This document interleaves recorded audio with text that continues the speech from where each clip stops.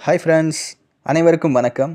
அனைவருக்கும் இனிய பொங்கல் திருநாள் நல்வாழ்த்துக்கள். இன்றைக்கி நம்ம எதை பற்றி பார்க்க போகிறோம்னு கேட்டிங்கன்னா, பொங்கலுடைய வரலாறு பற்றி நம்ம பார்க்க போகிறோம். வாங்க வீடியோக்குள்ளே போகலாம்.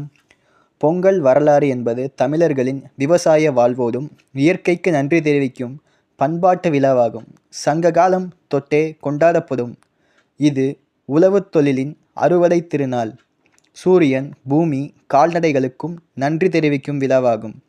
போகி, தைப்பொங்கல், மாட்டுப்பொங்கல், காணும் பொங்கல் என 4 நாட்கள் கொண்டாடப்படும். பொங்குதல் என்ற சொல்லில் இருந்து உருவானது. பொங்கலின் வரலாறு மற்றும் முக்கியத்துவம்.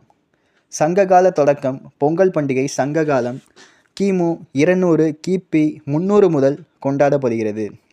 அப்போது தை நீராடல் என்று அழைக்கப்படுகிறது.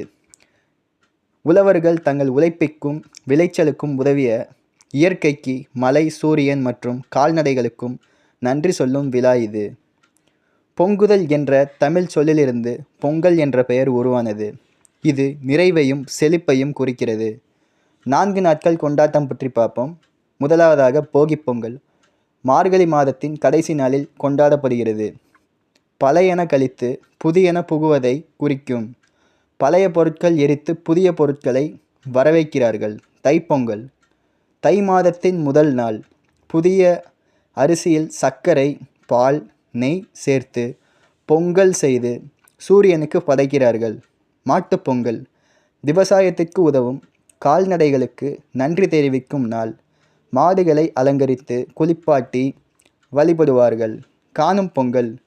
உறவினர்கள் நண்பர்களை சந்தித்து மகிழும் நாள். இதுவே பொங்கல் கொண்டாட்டத்தின் இறுதி நாள். கொண்டாட்டத்தின் அம்சங்கள் பற்றி பார்ப்போம். புதுப்பானையில் பொங்கல் வைத்தல், கோலமிடுதல், சூரிய வழிபாடு, கரும்பு படைத்தல், உறவினர்களுடன் இணைதல் போன்றவை இதன் முக்கிய அம்சங்களாகும்.